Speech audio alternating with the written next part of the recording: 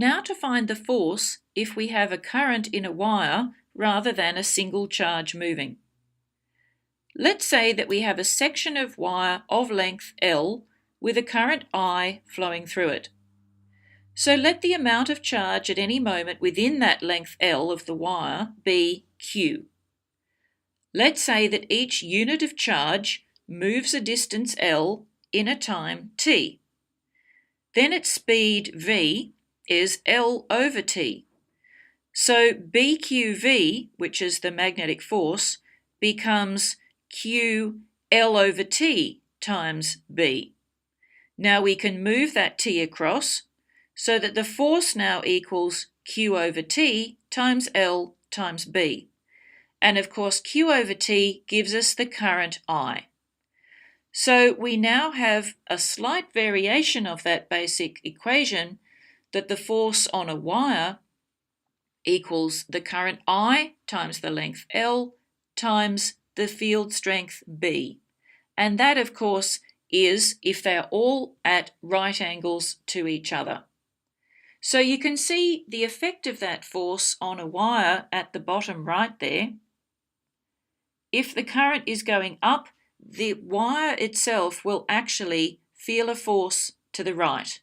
If the current was going down the wire, and remember we've got field coming out of the page here, you can see by the right-hand rule, if the field is out of the page, your fingers should point towards you, the current should point downwards.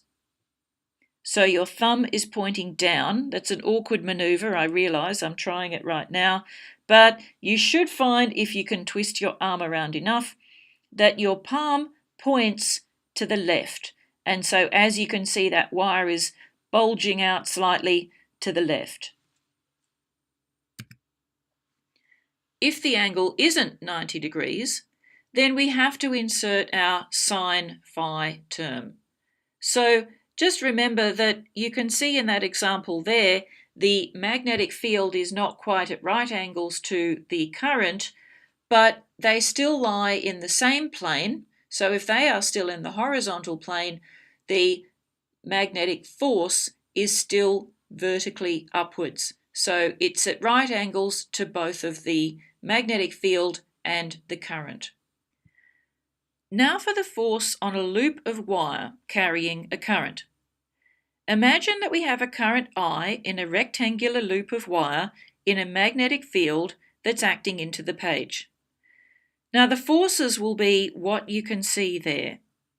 The current is travelling in a clockwise way, and you can see the forces that will act. Now let's imagine that the loop can rotate around a horizontal axis. Now the forces on sides 2 and 4, the short sides, cancel. But for sides 1 and 3, since they're free to rotate, the forces are acting at different points on something that can rotate. So depending on the angle that the loop is at, the forces on sides 1 and 3 may produce a turning effect that is torque.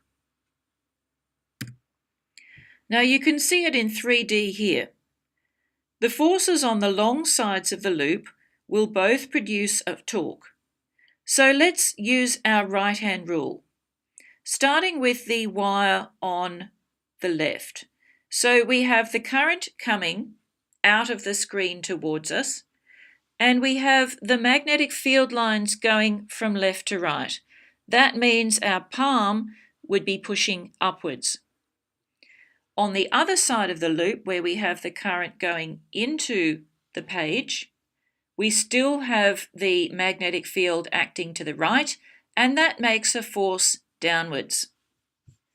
So you can see that both of these forces will act to make that loop rotate until it is vertical. The forces at that point would still be the same. So the top wire will have a force upwards, the bottom wire will have a force downwards, but the torque, which means the turning effect of those forces, has now gone down to 0.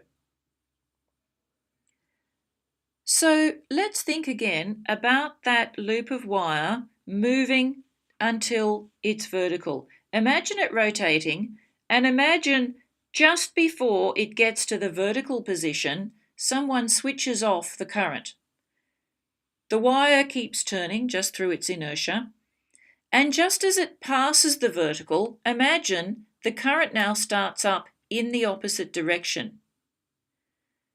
Now the wire up the top will get a force downwards, and the wire down the bottom will be getting a force upwards. Let's have a quick look at how we would do that. What you need is a device that would make the current in a loop swap directions every half turn. And the thing we have to do that is called a commutator, or a split ring commutator. You can see it there as those D shapes at the end of the loop. And you can see that that commutator is connected to a power supply via two brushes. So those are some slightly movable bits of metal there that push slightly against the ring. So most of the time they're in contact with the ring, but as it turns, there'll be a moment where they lose contact and then regain contact with the other D, so that the current in that loop will go the other way. Now let's look at an animation that puts these things together and shows you how this changing direction of current and therefore changing force adds up to a constant torque in one direction. Now let's step through how this motor works. Starting with the current, you can see from the long line on the power supply that the positive terminal is at the bottom, and therefore current is flowing down out of the power supply across to the brush, so that along the bottom of the loop it is travelling into the screen. Now we can see that the magnetic field is acting upwards from north to south. So if current is into the screen and the magnetic field is upwards, that wire at the bottom will be experiencing a push to the right. The wire at the top with the current in the opposite direction will get a push to the left.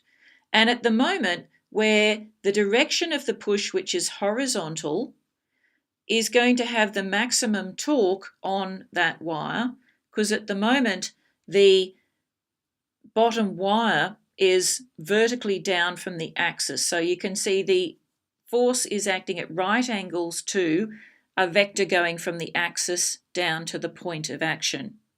So stepping it through,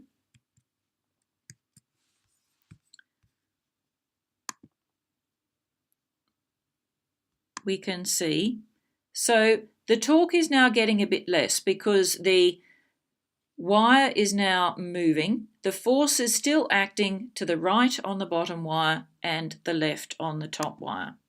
So we step through, it's now is as if the two sides of that loop are now almost being pulled apart, but it's about to lose electrical contact.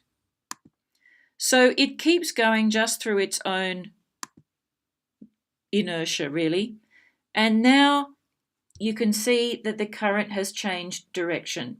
So the right-hand side of the loop, in fact, can I go back? No, I can't go back a step. But the right-hand side of that loop that just had a force acting to the right is now getting a force acting to the left.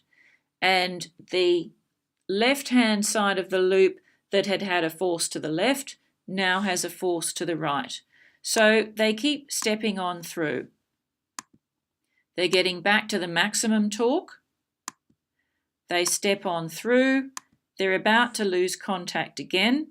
And at the moment, the left hand, what's now the left-hand side of the loop, is getting the force to the left, the right hand getting a force to the right, but the forces are about to change direction. So I step it on through, lose contact, contact back again in the opposite direction. And so you can see the current is switching direction, the force is switching direction, but the torque remains in a constant direction. Now, there are all kinds of variations on motors. You can see this one's not ideal because the torque is not constant. It has a maximum point, and then it has a point where it's virtually zero. And of course, if it stopped right at the point it is now, and then you tried to start it up again, it won't move because right at this moment, there's no turning effect at all. So this is just the very, very basic motor. And there are all kinds of fancier versions that, in fact, are much more practical when it comes to making one.